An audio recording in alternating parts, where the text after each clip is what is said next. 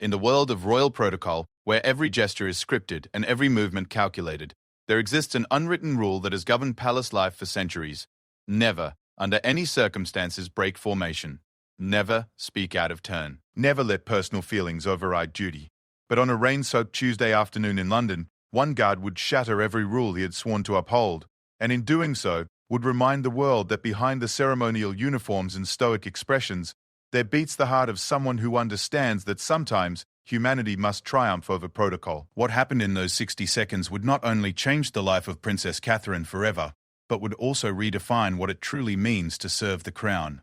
This is the story of courage disguised as defiance, of compassion hidden beneath ceremony, and of the moment when one man's split-second decision proved that the greatest act of loyalty sometimes requires breaking the very rules you've sworn to follow. The royal family had faced countless challenges before, but nothing could have prepared them for what was about to unfold on the steps of St. James's Palace. What began as a routine public appearance would become a defining moment that would be whispered about in palace corridors for generations to come, and would forever alter the relationship between the monarchy and the people they serve. The morning of October 15th began like any other at Kensington Palace. The autumn air carried a crisp edge that hinted at the approaching winter, and the golden leaves of the palace grounds rustled softly in the gentle breeze. Inside the imposing walls, the daily rhythm of royal life was already in full swing. With staff members moving through their carefully orchestrated routines with the precision of a Swiss timepiece, Princess Catherine stood before the ornate mirror in her private chambers, adjusting the delicate sapphire brooch that had belonged to her late mother-in-law, Princess Diana. The weight of the piece felt heavier than usual this morning, as if it carried not just the memories of the beloved princess, but also the anticipation of what lay ahead. Today was no ordinary public engagement. She was scheduled to visit the Children's Hospital of London, where she would be meeting with young patients who had been battling serious illnesses for months, some for years.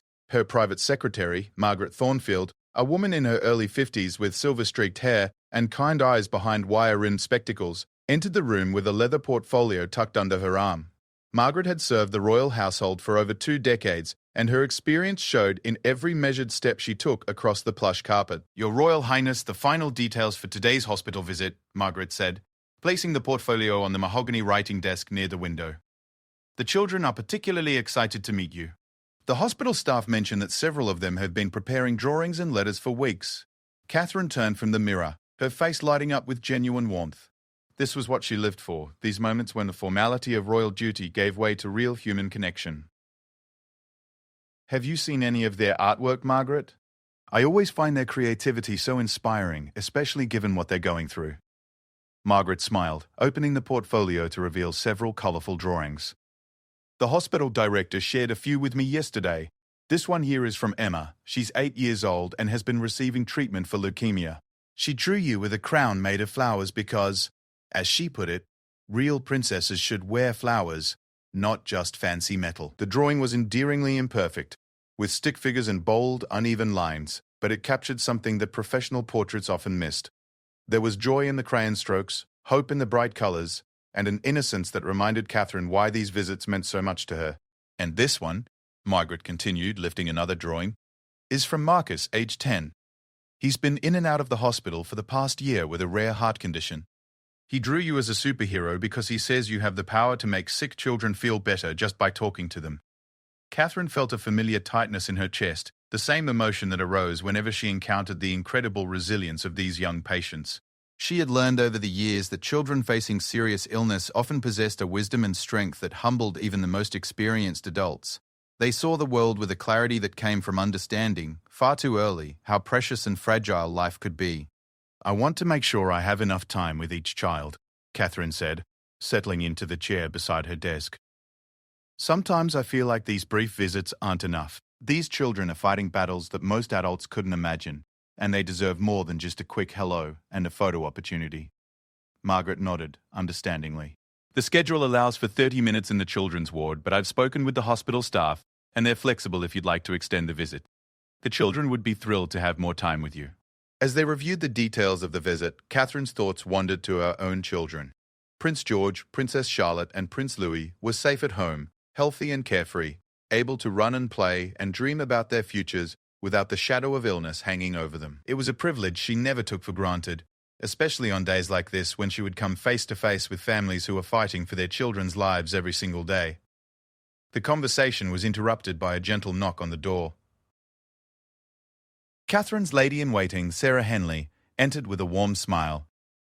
Sarah was younger than Margaret, in her early 30s, with auburn hair pulled back in an elegant chignon.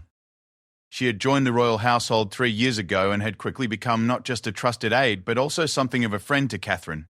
"Your Royal Highness, your car will be ready in 20 minutes, Sarah said. "The security team has completed their final sweep of the route, and Detective Inspector Williams is here to brief you on today's arrangements."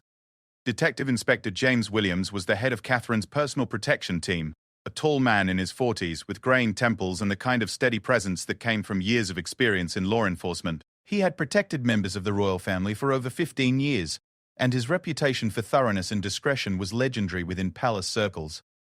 "Good morning, Your Royal Highness," he said as he entered the room, his tone professional but warm. "I wanted to go over the security arrangements for today's visit. The hospital has been secured, and we have officers positioned at all key points. The route has been cleared, and we have backup vehicles standing by." Catherine listened attentively as Inspector Williams outlined the security protocol. She had grown accustomed to these briefings over the years, understanding that the elaborate security measures were necessary, even if they sometimes felt overwhelming. Every public appearance required careful planning, from the moment she left Kensington Palace until she returned safely home. "There's one additional element to today's visit that I want to mention," Inspector Williams continued. "The hospital has requested that we allow some flexibility in the children's ward. Apparently, several of the young patients are quite shy, and the staff thinks they might respond better if the atmosphere feels less formal." This was music to Catherine's ears. She had always felt that the best royal engagements were the ones that felt least like official duty and most like genuine human interaction. "What do you suggest?" "We'll maintain our security presence, of course, but we'll try to be less visible in the children's ward itself. The hospital staff will be our eyes and ears in that space, and will position ourselves nearby but out of sight as much as possible." As they finalized the plans, Catherine felt the familiar mixture of excitement and nervous energy that always preceded her public engagements. She genuinely loved meeting people, especially children, but she also felt the weight of responsibility that came with representing the royal family. Every word she spoke, every gesture she made would be scrutinized and analyzed. She had learned to navigate this pressure over the years, but it never completely disappeared. The team spent the next few minutes reviewing the list of people Catherine would meet during her visit. In addition to the children in the pediatric ward, she would also be meeting with hospital staff, including doctors, nurses, and volunteers, who dedicated their lives to caring for sick children. These healthcare workers were heroes in Catherine's eyes, and she always made sure to spend time acknowledging their incredible contributions. "Dr. Elizabeth Morrison will be your primary escort through the hospital," Margaret explained, reading from her notes. "She's the head of pediatric oncology and has been with the hospital for 12 years. The staff speaks very highly of her dedication to her patients." Catherine made a mental note to ask Dr. Bekepe Morrison about the hospital's needs and challenges. She had learnt that these conversations often led to meaningful ways that the royal family could provide ongoing support beyond the public visit itself. As the time approached for their departure, Catherine took a final look in the mirror. She had chosen a soft blue dress that was elegant but not overly formal, paired with comfortable shoes that would allow her to move easily through the hospital corridors. Her jewelry was minimal, just her wedding ring, a simple pair of pearl earrings, and the sapphire brooch. She wanted to look respectful and put together, but not so glamorous that she might overshadow the real stars of the day, the brave children she was coming to visit. "I think I'm ready," she said to her team, though she knew that no amount of preparation could fully prepare her for the emotional impact of meeting these young patients and their families. The ride to the hospital passed quickly, with Catherine reviewing her notes and mentally preparing herself for the conversations ahead. She had visited countless hospitals over the years, but each visit brought its own unique challenges and rewards. Children, she had discovered, were remarkably honest in their interactions with her. They didn't care about her title or her protocol. They simply wanted to share their stories, show off their drawings, and maybe, for just a few minutes, feel special and important. As their car approached the hospital, Catherine could see a small crowd gathered outside. There were members of the media, of course, but also hospital staff, patients' families, and curious onlookers who had heard about the royal visit. She waved from the car window, her practiced smile hiding the butterflies in her stomach. The hospital itself was a modern building with large windows and colourful artwork visible from the street. Catherine could see that efforts had been made to make the exterior welcoming and child-friendly, with painted murals depicting cheerful scenes of animals and nature. It was clear that this was a place designed to heal not just bodies but spirits as well. As their car pulled up to the main entrance, Catherine took a deep breath and prepared herself for what would prove to be one of the most memorable and emotionally challenging visits of her royal career. She had no way of knowing that in just a few hours, the carefully planned schedule would be thrown into chaos, and that the actions of one dedicated guard would create a moment that would be remembered far longer than any speech she might give or ribbon she might cut. The hospital doors opened, and Catherine stepped out into the crisp autumn air, ready to begin what she thought would be just another royal engagement, but what would actually become a defining moment in her life as a member of the royal family. The main entrance of the Children's Hospital of London bustled with quiet efficiency, as Catherine was welcomed by Dr. Picious Elizabeth Morrison, a woman in her mid-40s with kind eyes and prematurely grey hair that spoke of countless nights spent caring for critically ill children. Dr. Morrison's handshake was firm and warm, and Catherine immediately sensed the deep compassion that had made her legendary among both her colleagues and the families she served. Your Royal Highness, welcome to our hospital. Dr. Morrison said, her voice carrying a slight Scottish accent that reminded Catherine of the summers she had spent in Balmoral. We are truly honoured by your visit today. The children have been talking about nothing else for weeks. As they walked through the hospital corridors, Catherine was struck by the atmosphere of hope that permeated the building despite the serious nature of the medical work being done here. The walls were covered with colourful artwork created by young patients, their handprints preserved in clay, and photographs of children who had successfully completed their treatments, many of them now teenagers or young adults living full, healthy lives. Following closely behind Catherine was Sergeant Michael Harrison, a member of her personal protection team who had been specifically assigned to today's hospital visit. At 32 years old, Michael was relatively young for such a prestigious assignment, but his record was impeccable. He had served in the Metropolitan Police for 8 years, specialising in close protection work, and had been part of the Royal Protection Unit for the past 3 years.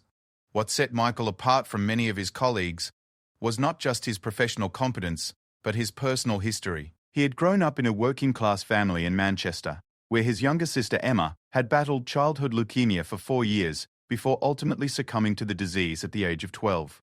The experience of watching his family navigate the complex world of pediatric cancer treatment had left an indelible mark on Michael's character, instilling in him both a deep empathy for families facing similar struggles and a fierce protective instinct for children in medical crisis.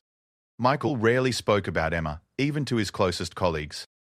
The pain of losing her had never fully healed, and he channeled that grief into his work, approaching each assignment with a dedication that bordered on the obsessive. His supervisors had noted his exceptional attention to detail and his ability to anticipate potential problems before they materialized, qualities that made him invaluable in the high-stakes world of royal protection.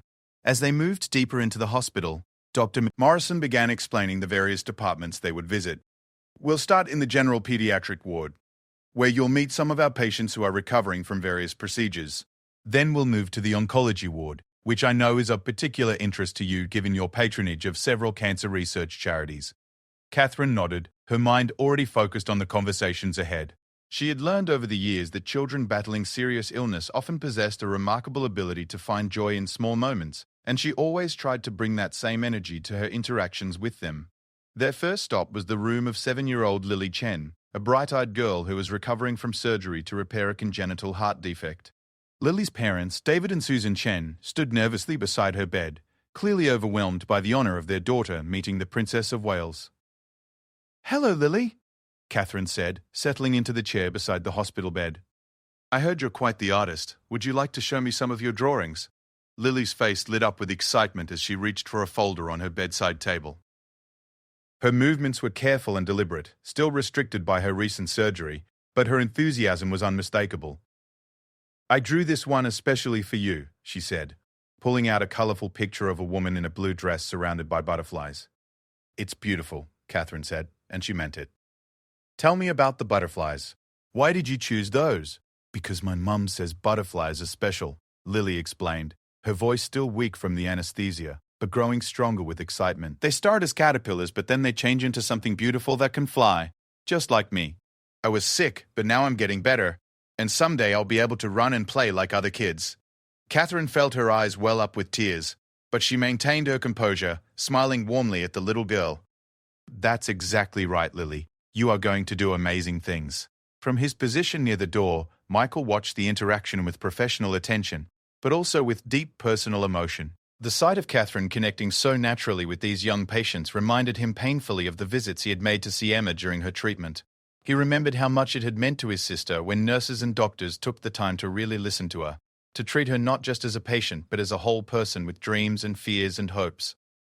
The visit with Lily lasted nearly 15 minutes, well beyond what the original schedule had called for, but neither Dr. Morrison nor the security team made any move to hurry Catherine along. They could all see that something special was happening, the kind of genuine connection that made these hospital visits meaningful rather than merely ceremonial. As they prepared to move to the next room, Lily's mother, Susan, approached Catherine with tears in her eyes. "Your Royal Highness," she said quietly, "I wanted to thank you, not just for visiting Lily, but for the way you spoke to her. You made her feel like the most important person in the world." Catherine took Susan's hands in hers. "She is the most important person in the world," she replied. "She's your daughter, and she's incredibly brave. You should be very proud." The next several visits followed a similar pattern, with Catherine spending more time than scheduled with each child, listening to their stories, admiring their artwork, and offering words of encouragement that seemed to come naturally to her. Michael noticed how she never appeared rushed or impatient, despite the fact that they were running significantly behind schedule. In the room of 10-year-old Marcus Williams, the boy who had drawn Catherine as a superhero, the conversation took an unexpectedly profound turn. Marcus was thin and pale from his ongoing treatment for a rare heart condition, but his eyes sparkled with intelligence and curiosity. "Princess Catherine," Marcus said, his voice serious despite his young age, "do you ever get scared?" The question caught Catherine off guard. In all her years of royal engagements, she had grown accustomed to predictable conversations about school, hobbies, and favorite colors. But Marcus's question was different, more direct and honest than what she usually encountered. "Yes, Marcus," she answered after a moment of consideration. "I do get scared sometimes. Everyone does. It's normal to feel scared when we're facing something difficult or unknown." "I get scared about my heart," Marcus continued. "The doctors say I need another surgery, and I don't know if it will work. But my mum says brave people do scary things anyway." Catherine felt her heart breaking for this wise little boy who was grappling with concepts that many adults struggle to understand. "Your mom is absolutely right," she said. "Being brave doesn't mean you're not scared. It means you do what you need to do, even when you are scared. And that makes you one of the bravest people I know." Michael found himself deeply moved by the exchange. Marcus reminded him so much of Emma, who had faced her own medical challenges with a courage that had amazed everyone around her. He could see in Catherine's face that she was equally affected by the boy's maturity and resilience. As they continued through the ward, visiting child after child, Michael began to notice something that concerned him from a security perspective. Catherine was becoming more and more emotionally invested in each interaction, spending longer periods with each patient and their families. While this was beautiful to witness from a human standpoint, it was creating logistical challenges that could potentially compromise the carefully planned security arrangements. The original schedule had called for a total visit time of 90 minutes, but they were already approaching that limit and had only completed about half of their planned stops. Michael knew that his colleagues positioned throughout the hospital were beginning to grow concerned about the delays, and he could see Margaret Thornfield checking her watch more frequently and exchanging worried glances with other members of Catherine's staff. But as Michael watched Catherine interact with these brave young patients, he found himself thinking about Emma and about the day she had died. He remembered sitting beside her hospital bed, holding her small hand as she slipped away, and thinking about how unfair it was that someone so young and full of life should have to suffer so much. He remembered the rage he had felt, not just at the disease that had taken his sister, but at a world that seemed to move too fast to really notice the quiet heroism of children fighting for their lives. Now, watching Catherine refuse to be rushed through these visits, Michael felt something he hadn't experienced in years. He felt proud to be protecting someone who understood that some things were more important than schedules and protocol. Someone who recognized that these children deserved more than a quick photo opportunity and a practice smile. The turning point came when they reached the room of 8-year-old Emma Thompson, the same name as Michael's deceased sister, who was undergoing treatment for acute lymphoblastic leukemia. The coincidence of the name hit Michael like a physical blow, and he had to steady himself against the wall as they entered the room. Emma Thompson was smaller than her 8 years would suggest, her head covered with just the faintest fuzz of hair that was beginning to grow back after her most recent round of chemotherapy. But her smile was radiant as she saw Catherine enter her room. and she immediately launched into an excited explanation of the flower crown she had made from tissue paper and pipe cleaners. "I made this for you," Emma said, holding up the delicate creation. "The nurses helped me, but I did all the decorating myself." "I thought you might like to wear flowers instead of a regular crown sometimes." Catherine's eyes filled with tears as she accepted the gift, and without hesitation, she placed the paper flower crown on her head. "It's the most beautiful crown I've ever worn," she said, and Michael could see that she meant every word. What happened next would change everything. Emma's mother, Janet Thompson, stepped forward with an expression of deep gratitude mixed with profound exhaustion. Michael recognized the look immediately. He had seen it on his own mother's face during Emma's treatment, the bone-deep weariness of someone who had been fighting an impossible battle for too long. "Your Royal Highness," Janet said, her voice cracking with emotion. "I wanted to thank you for taking so much time with Emma. She's been so excited about your visit, but I know you must have many other important places to be." Catherine took Janet's hands in hers, just as she had with the other mothers, but this time Michael could see something different in her expression. Something had shifted, and he could tell that Catherine was about to make a decision that would have consequences far beyond this single hospital room.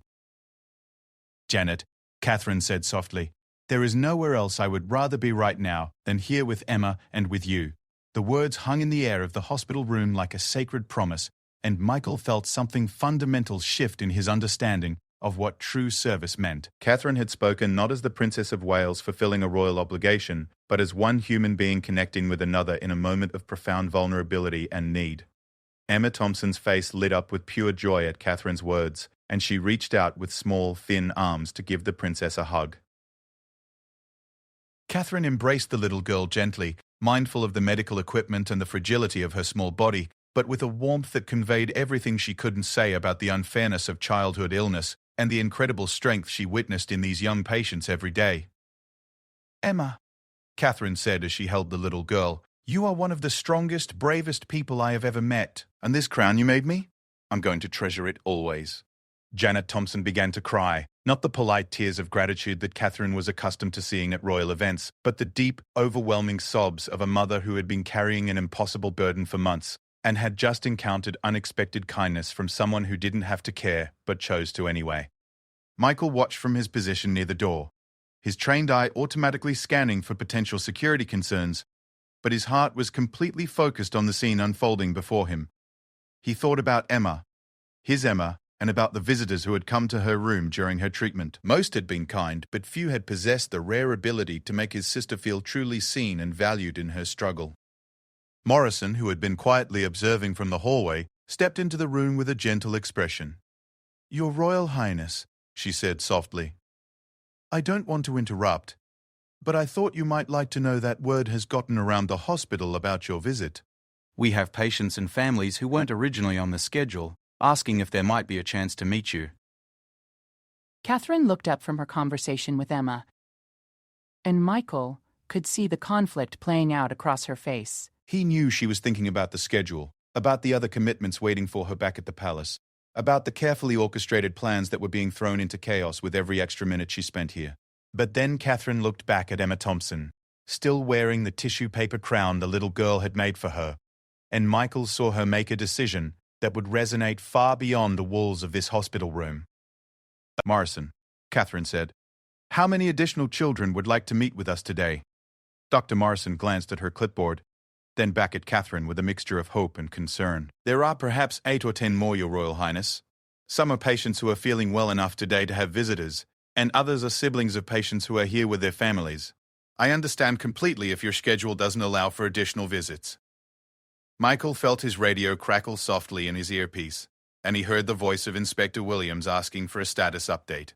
The security team was growing concerned about the delays, and Michael knew that several other members of Catherine's staff were likely becoming anxious about the cascade of scheduling changes that would be necessary if the hospital visit extended much longer. But before Michael could respond to his supervisor, Catherine spoke again. "I would very much like to meet with any child who would like to see me today. I know this changes our plans, but sometimes the most important things we do are the ones we didn't plan for." Margaret Thornfield, who had been discreetly monitoring the situation from the hallway, approached Catherine with her leather portfolio clutched tightly in her hands. Michael could see the concern in her eyes, the worry of someone whose job it was to manage royal schedules and who understood the implications of such a significant deviation from the planned itinerary.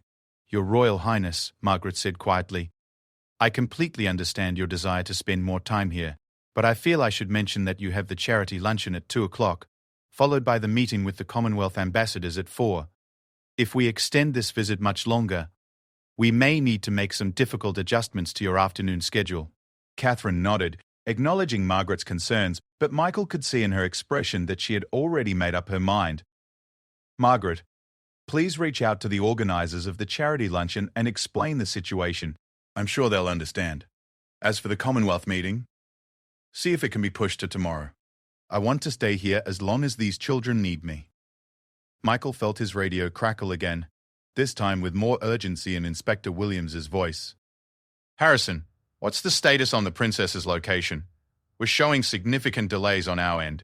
This was the moment that would define Michael's career, and more importantly, his understanding of what it meant to serve something greater than bureaucratic efficiency. He looked at Catherine, still sitting beside Emma Thompson's hospital bed, with a tissue paper crown on her head, listening intently as the 8-year-old explained her dreams of becoming a veterinarian when she grew up. He thought about his sister Emma, and about all the times during her treatment when the hospital staff had been too busy or too scheduled to really listen to her fears and hopes. He thought about the afternoons when she had asked him to stay just a little longer, to read just one more story, to hold her hand for just a few more minutes before he had to leave for work or school or some other obligation that had seemed important at the time. Michael made his decision. He pressed the button on his radio and spoke in a calm, professional voice. "Inspector Williams, this is Harrison. The princess is engaged in extended patient visits at her own request. Security is maintaining full protection protocols. Estimated time of completion is now approximately 1 hour later than originally scheduled." There was a pause. Then Inspector Williams's voice came back with a note of tension. "Harrison, are you advising that Her Royal Highness is choosing to extend the visit beyond the agreed time frame?" Michael looked again at Catherine, who was now helping Emma Thompson arrange a collection of stuffed animals on her hospital bed, each one apparently having its own name and personality that Emma was eager to share. He saw Janet Thompson smiling through her tears as she watched her daughter experience a moment of pure childhood joy despite everything she had been through. "Yes, sir," Michael replied into his radio. "That is exactly what I'm advising." The response came swiftly. "Harrison, remind Her Royal Highness of her afternoon commitments and encourage her to begin concluding the hospital visit within the next 10 minutes. This was it. This was the moment when Michael had to choose between following direct orders from his supervisor and protecting what he believed to be Catherine's right to make her own decisions about how she spent her time and energy in service to the people she represented. He thought about his training, about the chain of command, about the importance of security protocols and scheduling efficiency. But then he thought about Emma, his Emma, lying in a hospital bed very much like the one where Emma Thompson was now sitting, wearing a tissue paper crown and talking excitedly about her dreams for the future. Michael looked directly at Catherine and spoke in a voice that was respectful but firm. "Your Royal Highness, Inspector Williams is requesting that you begin to conclude your visit within the next 10 minutes due to your afternoon commitments." Catherine looked up from her conversation with Emma Thompson, and for a moment, Michael saw something in her eyes that he had never seen before. It wasn't anger or frustration, but rather a kind of quiet determination that reminded him of his own mother during the hardest days of his sister's treatment. "Sergeant Harrison," Catherine said, her voice gentle but unwavering, "please tell Inspector Williams that I appreciate his concern for my schedule, but I will be staying here until I have had the opportunity to meet with every child who would like to see me today. The afternoon commitments will have to be adjusted accordingly." Michael felt his heart racing as he realized the full implications of what Catherine was asking him to do. She was essentially asking him to defy a direct order from his superior in support of her decision to prioritize these hospital visits over official royal obligations. He keyed his radio again, knowing that his words would likely end his career in royal protection, but feeling more certain than he had about anything in years. "Inspector Williams, Her Royal Highness has made the decision to extend her hospital visit to accommodate additional patient requests. She is asking that her afternoon schedule be adjusted accordingly." The silence that followed seemed to stretch on forever. Michael could almost feel Inspector Williams's frustration and disbelief radiating through the radio waves. When the response finally came, it was clipped and professional, but Michael could hear the underlying tension. "Harrison, you are to inform Her Royal Highness that such schedule changes require approval from the palace and cannot be made unilaterally during a public engagement." Michael looked at Catherine again, and this time he saw something that made his decision easy. He saw his sister Emma in every young patient in this hospital. He saw the countless families who were fighting battles that most people couldn't imagine. And he saw a member of the royal family who understood that sometimes the most important service couldn't be scheduled or planned or managed according to protocol. "Inspector Williams," Michael said into his radio, his voice steady despite the magnitude of what he was about to do. "With all due respect, Her Royal Highness is not making this decision unilaterally. She is responding to an immediate need in her capacity as a patron of children's charities and as someone who understands the importance of these visits to the patients and families involved. I am advising you that I support her decision and will continue to provide full security coverage for as long as she chooses to remain at the hospital." The silence that followed this transmission was deafening. Michael knew that he had just crossed a line from which there might be no return, but as he watched Catherine continue her conversation with Emma Thompson, discussing the little girl's collection of toy horses and her dreams of learning to ride when she was feeling better, he felt more proud of his service than he ever had before. The consequences of Michael's decision began to ripple through the hospital almost immediately. His radio remained ominously silent for several minutes before crackling back to life with Inspector Williams's voice, now carrying a tone of barely controlled professional anger.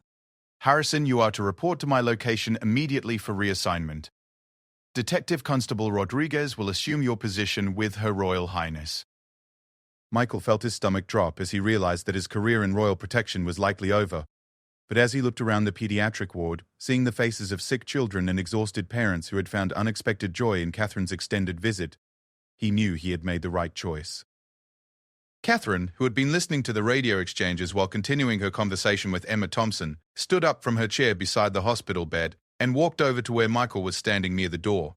Her expression was serious, and Michael braced himself for what he assumed would be a reprimand for insubordination. Instead, Catherine spoke in a low voice that only Michael could hear.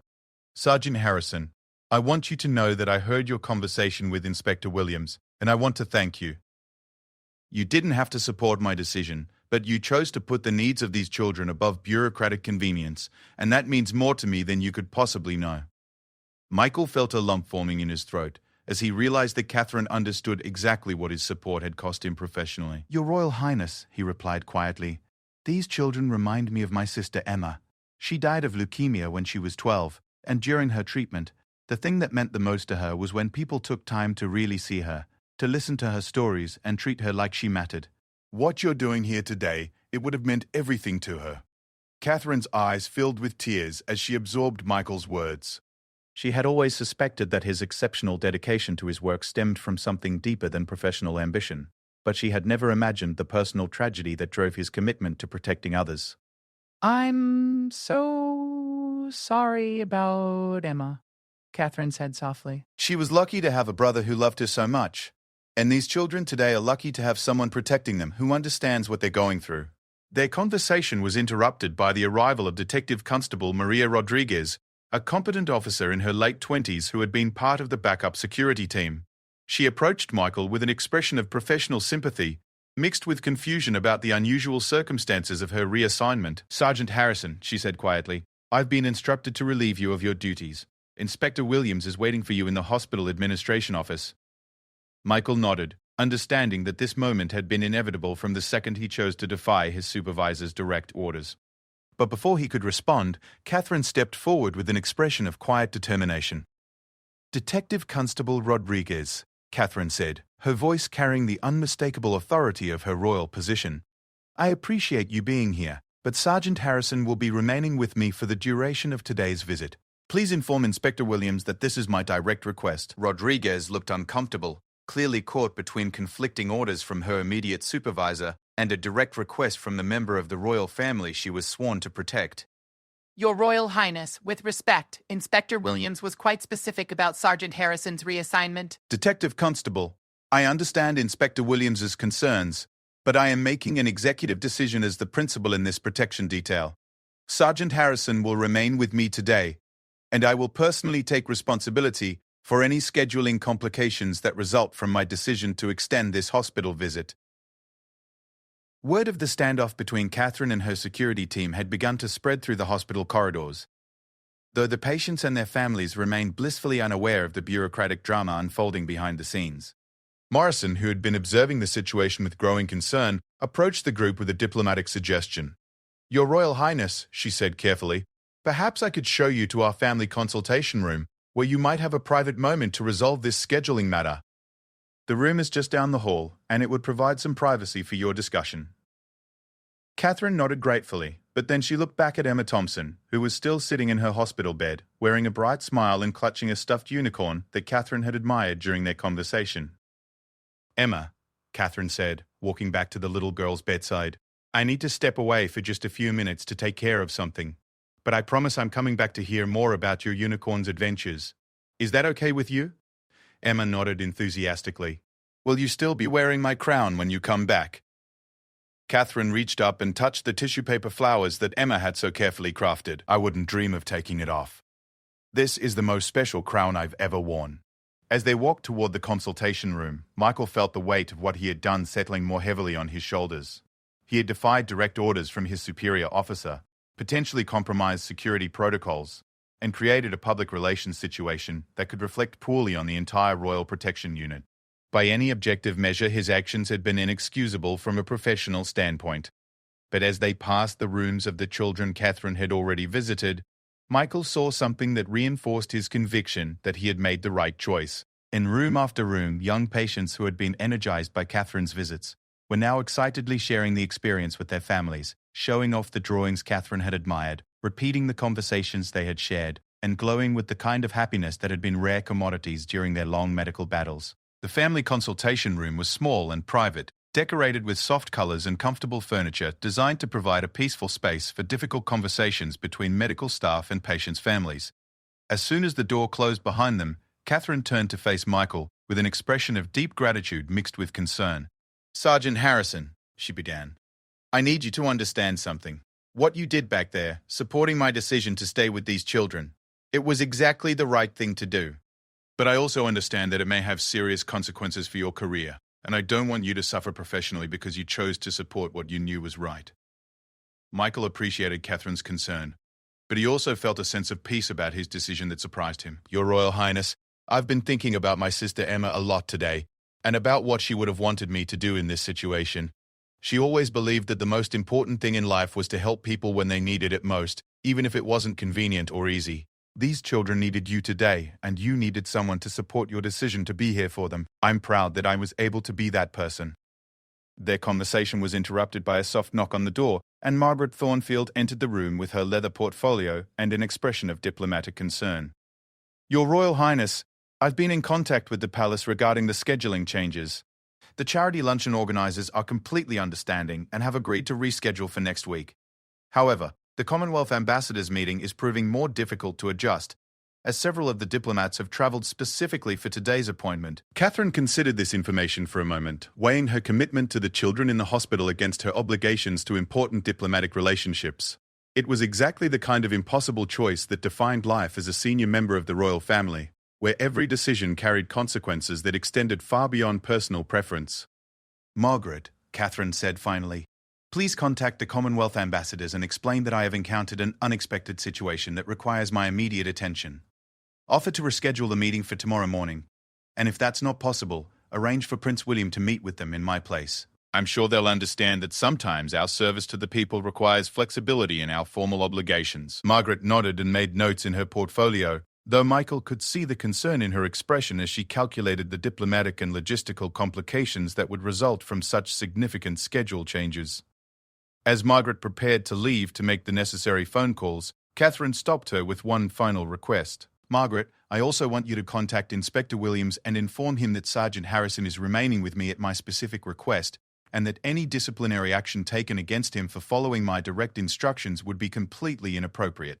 After Margaret left, Catherine and Michael stood in the quiet consultation room, both of them understanding that they had just participated in something that went far beyond the normal boundaries of royal protocol and security procedure. They had chosen to prioritize human compassion over bureaucratic efficiency, and while the consequences of that choice were still unfolding, neither of them regretted the decision. "Are you ready to go back to Emma and the other children?" Catherine asked, adjusting the tissue paper crown that had remained perfectly positioned throughout the entire confrontation with the security team. Michael smiled, feeling more confident in his role as Catherine's protector than he had since joining the royal security detail. "Yes, Your Royal Highness." I think Emma is probably wondering where we went, and I believe she has more unicorn stories to share with you. As they prepared to leave the consultation room and return to the pediatric ward, Michael realized that this day had fundamentally changed his understanding of what it meant to serve the royal family. It wasn't just about following protocols and maintaining schedules. It was about supporting members of the royal family in their efforts to connect with and serve the people of their country, even when that service didn't fit neatly into predetermined timeframes or bureaucratic expectations. Catherine paused at the door and turned back to Michael with a smile that conveyed both gratitude and determination. Sergeant Harrison, I want you to know that today has reminded me why I chose to dedicate my life to this service. These children, their families, the incredible staff here at the hospital. They deserve our very best efforts, not just our scheduled time slots. As they walked back down the hospital corridor toward Emma Thompson's room, Michael felt a profound sense of pride in his decision to support Catherine's choice to extend her visit. He knew that there would likely be consequences to face when they returned to the palace, but he also knew that he would make the same choice again without hesitation. The remaining hours of Catherine's extended hospital visit unfolded like a masterclass in compassion and human connection. Word had spread throughout the hospital that the Princess of Wales was spending extra time with patients, and the atmosphere in the pediatric ward had transformed from the usual quiet efficiency of medical care to something approaching celebration. Emma Thompson was exactly where they had left her, sitting up in her hospital bed with her stuffed unicorn, but now she was surrounded by several other young patients who had been well enough to visit her room. They had formed an impromptu gathering, sharing stories and showing off their own artwork while they waited for Catherine to return. You came back, Emma exclaimed as Catherine and Michael entered the room, her face lighting up with the kind of pure joy that reminded everyone present why they had chosen careers dedicated to helping children. Of course I came back, Catherine replied, settling once again into the chair beside Emma's bed. I promised you I would, and I never break my promises to my friends. Now, I believe someone mentioned that this unicorn has some very interesting adventures to share. What followed was a magical hour of storytelling, laughter, and the kind of genuine human connection that transcended the formal boundaries that usually defined royal engagements.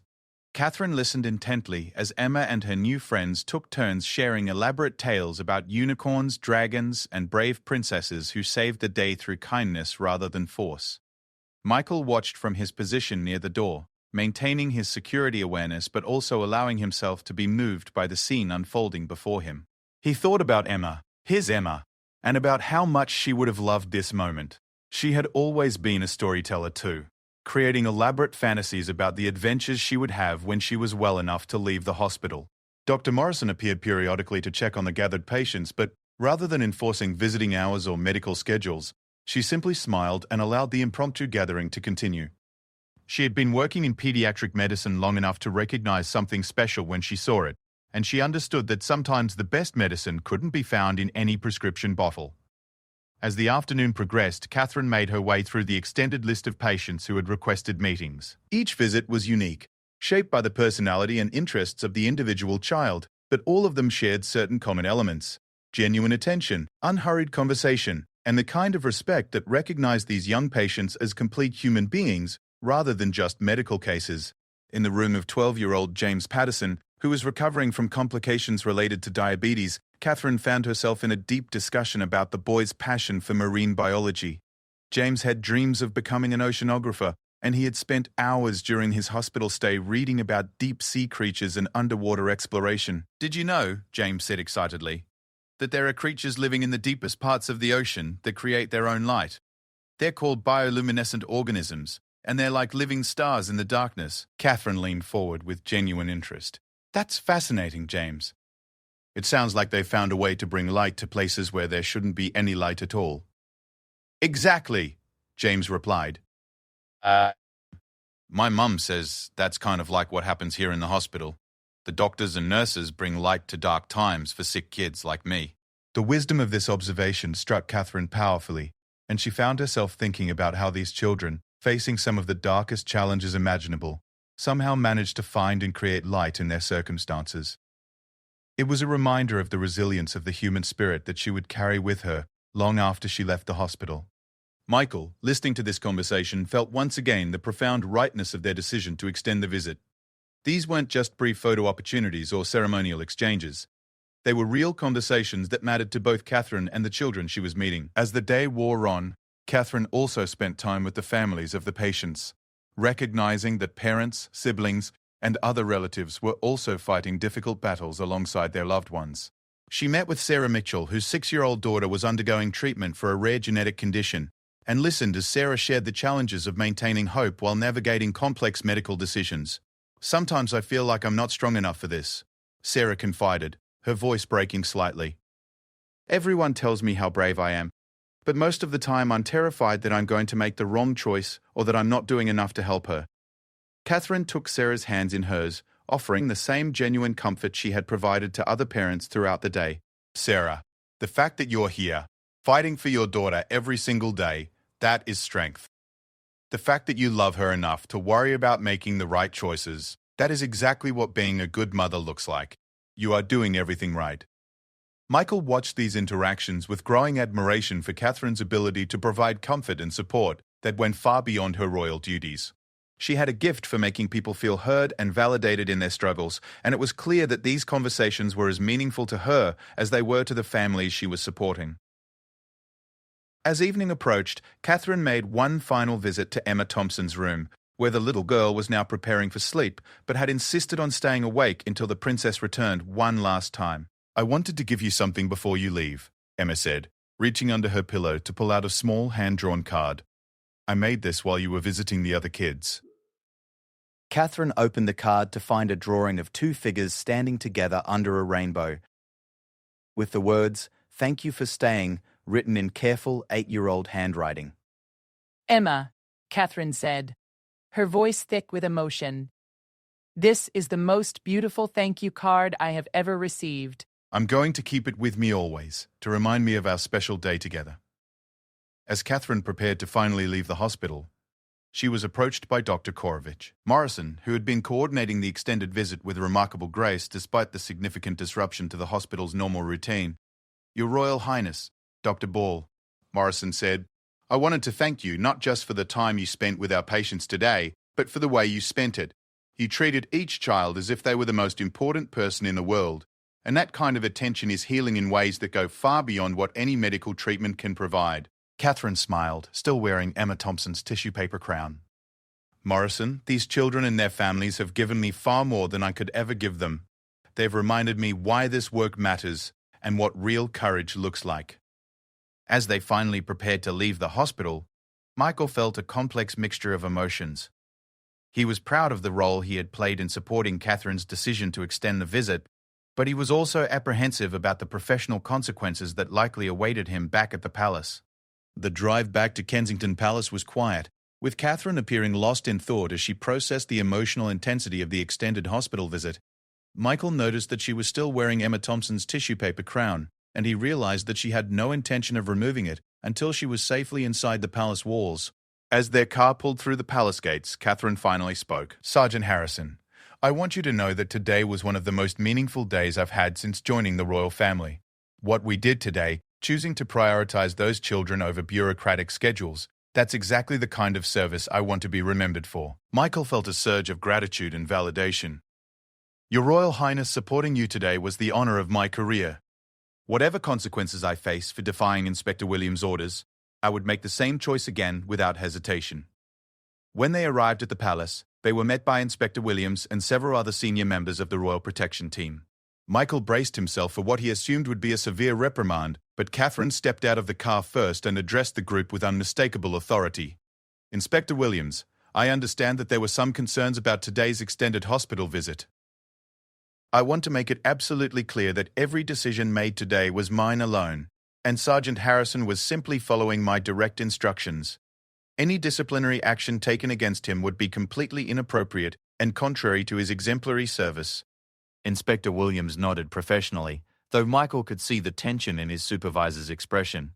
"Your Royal Highness, we were primarily concerned about security protocols and the implications of significant schedule changes during a public engagement." Catherine's response was diplomatic but firm. "I appreciate those concerns, Inspector, but I also want to make sure we all remember that our primary purpose is service to the people of this country. Sometimes that service requires flexibility in our approaches, and I was grateful to have team members who understood that principle." In the weeks that followed, the story of Catherine's extended hospital visit became legendary within royal circles. though it was never reported in the press. The children she had met that day sent letters and drawings to the palace, many of them mentioning how special it had felt to have someone important spend real time listening to their stories and concerns. Emma Thompson's mother, Janet, wrote a particularly moving letter describing how much the visit had meant to her daughter and how Catherine's attention had given Emma strength during some of her most difficult treatment days. The letter mentioned that Emma still talked about the tissue paper crown and the promise Catherine had made to treasure it always. Michael's career not only survived his decision to support Catherine that day, but actually flourished as word spread through the Royal Protection Unit about his willingness to prioritize the principal's service mission over bureaucratic convenience. He was eventually promoted to a senior position within the team, and he became known for his exceptional understanding of how to balance security requirements with the royal family's desire to connect meaningfully with the public. Catherine kept Emma Thompson's tissue paper crown in a place of honor in her private office, where it served as a daily reminder of the importance of choosing compassion over convenience and of the incredible strength displayed by children facing impossible challenges. Years later, when Emma Thompson had successfully completed her treatment and was preparing to enter veterinary school, she received a personal letter from Catherine congratulating her on her recovery and reminding her that she had been an inspiration during one of the most important days of the princess's royal service. The hospital visit became a defining moment for Catherine's approach to royal duties, establishing a pattern of prioritizing genuine human connection over rigid adherence to schedules and protocols.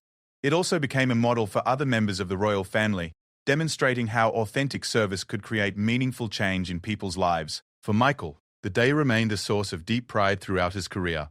He had faced a choice between following orders and supporting what he knew was right, and he had chosen courage over compliance. In doing so, he had helped create a moment that would be remembered not for its disruption to official schedules, but for its demonstration of what true service looked like when compassion was allowed to triumph over bureaucracy. The tissue paper crown that Emma Thompson had made continued to sit in Catherine's office, a permanent reminder that sometimes the most precious gifts come from the smallest hands, and that the most important moments in royal service are often the ones that happen when protocol gives way to the simple human desire to help others feel seen, valued, and loved.